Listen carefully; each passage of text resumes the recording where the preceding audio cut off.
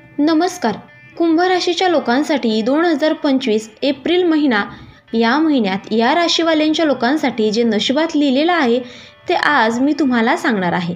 आणि त्यानिमित्ताने कोणत्या 6 गोष्टी घडणार आहेत त्या ऐकण्यासाठी तुम्ही तयार राहा. तसेच कुंभ राशीच्या लोकांसाठी जी 7.5 चालू आहे तिच्या अंतिम टप्प्याचं विश्लेषण तुम्हाला आज मी देणार आहे. कारण 7.5 म्हटलं की प्रत्येकाच्या अंगावर काटा येतो. कारण 7.5मुळे तुम्ही काहीही करा, तुम्हाला यश येत नाही. त्यामुळे हे 7.5 वर्ष कसे संपतात हे आज मी तुम्हाला सांगणार आहे. आणि 7.5 संपल्यानंतर तुमच्या जीवनात खूप मोठे बदल घडतील. तुमच्या आयुष्याला एक वेगळी दिशा देतील. 2025 हे वर्ष कुंभ राशीसाठी देवकृपेचा संगम आहे. नशिबात लिहिलेलं कोणीही पुसून टाकू शकत नाही. तर कुंभ राशी 2025मध्ये अंतिम टप्प्यात जे चमत्कार घडणार आहेत हे 7.5च्या अंतिम टप्प्यातच घडणार आहेत. त्यामुळे 7.5चा अंतिम टप्पा हा 29 एप्रिलला मीन राशीत प्रवेश करतो. कुंभ राशीसाठी हे 7.5चं तिसरं आणि शेवटचं पाऊल आहे. हा टप्पा परीक्षेचा आहे पण यशाचाही आहे. जेव्हा शनी कर्माचं संपूर्ण फळ देतो, 3.3 जून 2027 या दिवशी 7.5चा शेवट होतो. या काळात कुंभ राशीच्या लोकांची संपत्ती, प्रतिष्ठा मिळवून देण्याची वेळ येते. त्यामुळे 2025मध्ये असे काही चमत्कार घडतील की तुमच्यात कौटुंबिक नातेसंबंध, आर्थिक धनवृद्धी, तसेच तुमच्या जुन्या गुंतवणुकीतून वारसा हक्काची संपत्तीमधून, अचानक मिळालेल्या संपत्तीमधून मोठ्या आर्थिक लाभ होण्याची शक्यता आहे. तसेच कुंभ राशीच्या लोकांसाठी 2025 हे अतिशय भाग्यवान वर्ष आहे. कारण कुंभ राशीच्या लोकांना जुन्या प्रॉपर्टीच्या व्यवहारात यश येईल. तसेच कोर्ट कचेरीतील केस जिंकतील. त्यांनी केलेल्या भागीदारीतून मोठे उत्पन्न येईल.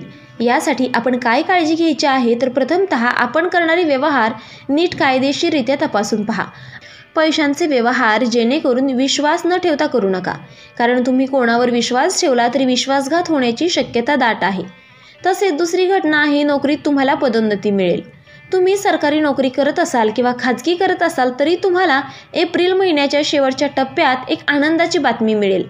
2025मध्ये कुंभ राशीच्या लोकांसाठी अतिशय चांगला योग घडून आलेला आहे. त्यामुळे सरकारी नोकरीतील स्थिरता किंवा विदेशातील नवीन संधी मिळू शकते. खास करून तुम्हाला तुमच्याच कार्यक्षेत्रातील वरच्या पदावर जाण्यासाठी फायदा होईल. तुमच्या कामात प्रामाणिकपणा आणि संयम ठेवा. वरिष्ठांशी नम्र राहा, त्यामुळे तुम्हाला यश नक्की मिळेल. तसेच तिसरी घटना आहे ती म्हणजे नातेसंबंधातील बदल. ज्या लोकांना कौटुंबिक सुख, विवाह, संतती प्राप्ती अशा अडचणींना सामोरे जावे लागत आहे त्यांचे आता दिवस बदलणार आहेत. कारण त्यांना सुद्धा संतती प्राप्ती किंवा ज्या वधूवरांना लग्नाची इच्छा आहे त्यांच्यासाठी वेगवेगळी नवीन स्थळे येतील. तसेच विवाह होण्याची शक्यता दाट आहे. कारण कुंभ राशीसाठी हा शुभ मुहूर्त 2025मध्ये तयार होत आहे. गुरु वृषभ राशीत गेल्यावर मे 2025 सप्तम भावावर प्रभाव टाकतो. अशा वेळी हे विवाह, संतती आणि घरातील सौख्याचं दार उघडतात. त्यामुळे श्रावण, भाद्रपद आणि माघ या महिन्यात व्यवहाराचे योग बनतात. ज्यांच्या संतती संबंधी अडचणी आहेत त्यांना 2025मध्ये आनंदाची बातमी येईल. तसेच चौथी घटना तुम्हाला मान सन्मान, समाजात प्रसिद्धी, सामाजिक प्रतिष्ठा याविषयी आहे. जर कुतूहल असेल तर त्याविषयी सुद्धा तुम्हाला काय घडेल ते मी आता सांगणार आहे. कारण शनी द्वितीय भावातून प्रभाव टाकतो. त्यामुळे तुमच्या बोलण्याची ताकद वाढेल. कुंभ राशीच्या लोकांना सामाजिक कामात नाव मिळेल.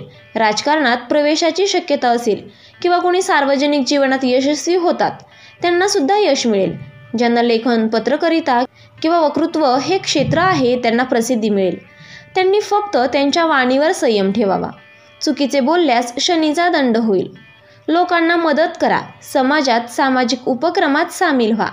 तसेच पुढील घटना म्हणजे आध्यात्मिक उन्नती आणि आत्मिक शांती. शनीच्या प्रभावामुळे मनात वैराग्याचा भाव निर्माण होतो. हे अध्यात्म्यांकडे वळण्याची वेळ असते. त्यामुळे तुम्ही तीर्थयात्रा, ध्यानधारणा, योग यामध्ये रस वाढेल.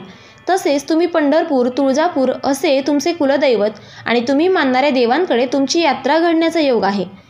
त्यामुळे 7.5चा शेवटचा टप्पा 2025 ते 2027 आणि त्याचे फायदे तुम्हाला कठोर परिश्रमाचे फळ मिळतील. तणाव कमी होईल, मानसिक शांती वाढेल. शनी 2027 ते 3 जून 7.5चा भार उतरतो. मग जीवनात नवा अध्याय सुरू होईल. तर मित्रांनो, व्हिडिओ आवडल्यास व्हिडिओला लाईक करा, चॅनलला सबस्क्राईब करा आणि आजचा व्हिडिओ शेवटपर्यंत पाहिल्याबद्दल धन्यवाद. श्री स्वामी समर्थ.